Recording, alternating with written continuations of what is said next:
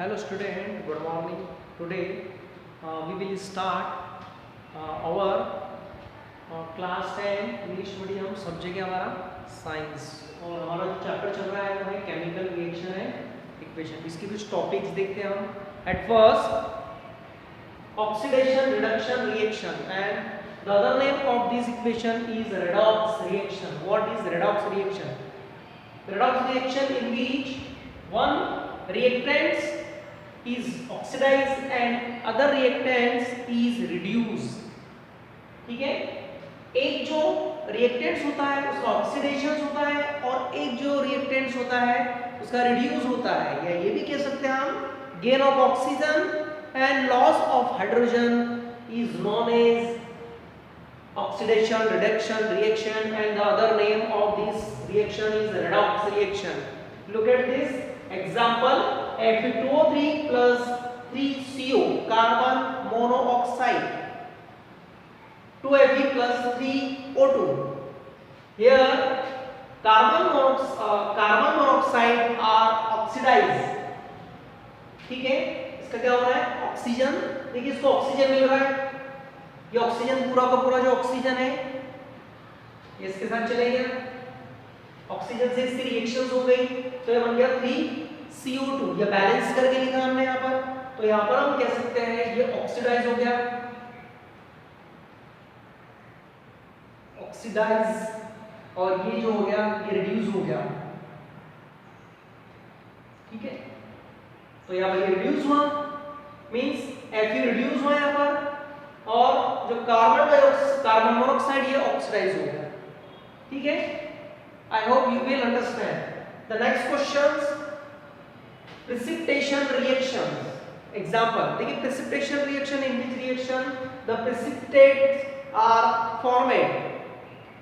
Precipitate means which product insoluble in water, है ना, in which a product are produced then it is insoluble in water। ये कैसा होता है? एक ऐसा, जब दो रिएक्टेंट आपस में रिएक्शंस करते हैं तो एक प्रेसिपिटेट बनता है। ये प्रेसिपिटेट जो होता है ये इनसॉल्युबल होता है, पानी में घुलता नहीं है, और इस तरह की जो रिएक्शंस होती है this reaction is called precipitation reaction. लिखेंगे वन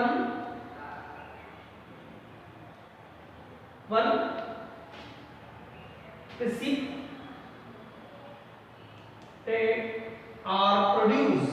ठीक है, और एक कैसा होता है? इनसॉल्युबल होता है। एक होता है सॉल्युबल और एक होता है insoluble.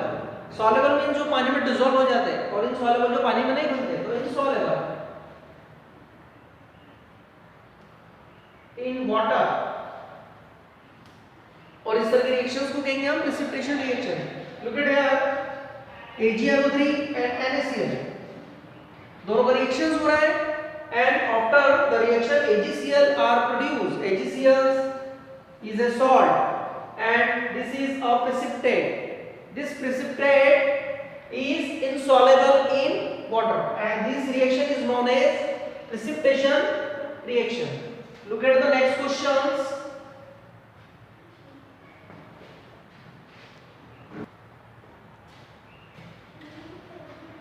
Our next question, question number 3, why do we apply paint on iron articles?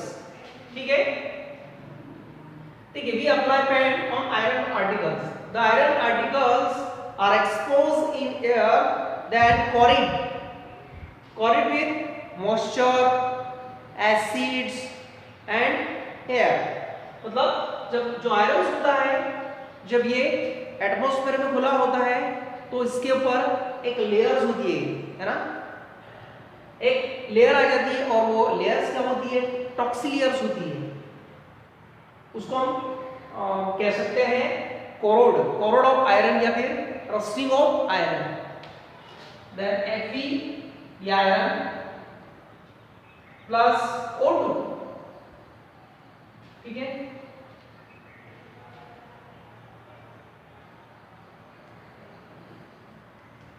Fe2O3। ठीक है,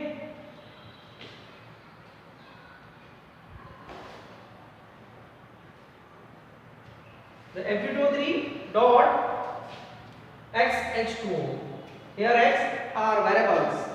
तो जो आयरन्स आर्टिकल्स होते हैं ये मॉइस्चर, एयर और जो एसिड्स वगैरह एटमॉस्फेयर में जो होते हैं उससे रिएक्शंस करके अपने ऊपर एक लेयर्स बना लेती है और जिससे जो आर्टिकल्स होते हैं वो कोरोड हो जाते हैं, है ना, कोरोड हो जाते हैं, खराब हो जाते हैं। इसलिए इसमें पैंट का यूज करते हैं। पैंट क्या करता है, जो पैंट होता है वो आयरन के ऊपर एक लेयर बना देता है जिससे आयरन का जो कॉन्टेक्ट होता है वो मॉइस्चर से, एयर से, है ना, ये कॉन्टेक्ट ब्रेक्स हो जाता है, टूट जाता है। और जब कॉन्टेक्ट ब्रेक होगा तो ये आयरन जो है वो आयरन आर्टिकल्स जो है वो कोरोड नहीं होंगे, खराब नहीं होंगे। ठीक है, इसका मतलब होता है खराब होना। तो ये खराब नहीं हो पाएंगे इसलिए पेंट वगैरह किया जाता है। Next question, why do fire glows at night? देखिए जो फायर्स होते हैं ग्लोज, जो फायर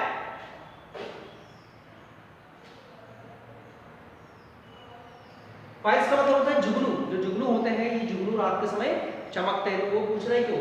देखिए जो फायर प्लेस होता है, फायर प्लेस, जो फायर प्लेस के अंदर एक प्रोटीन होता है और ये प्रोटीन क्या करता है, in the present in an enzymes, एक एंजाइम्स की प्रेजेंट में ये हवा से रिएक्शंस करता है। एरियल मतलब हवा, इससे रिएक्शन करता है और ऑक्सीडेशन होता है। ऑक्सीजन से रिएक्शन करके ऑक्सीडाइज हो जाता है और ऑक्सीडाइज होने के बाद में केमिकल रिएक्शन होती है। A chemical reaction are produce और साथ में क्या होता है, इमिशन ऑफ लाइट, जिसके कारण इमिशन पैदा होना, किसका, लाइट का, लाइट पैदा होता है। Therefore fire flies glow at night. तो इस तरह से हमें वो जलते हुए रात में, चमकते हुए प्रतीत होते हैं। तो कहने का मतलब है कि जो फायर फ्लाइज होते हैं वो उनके पास में प्रोटीन होता है। जैसे वो प्रोटीन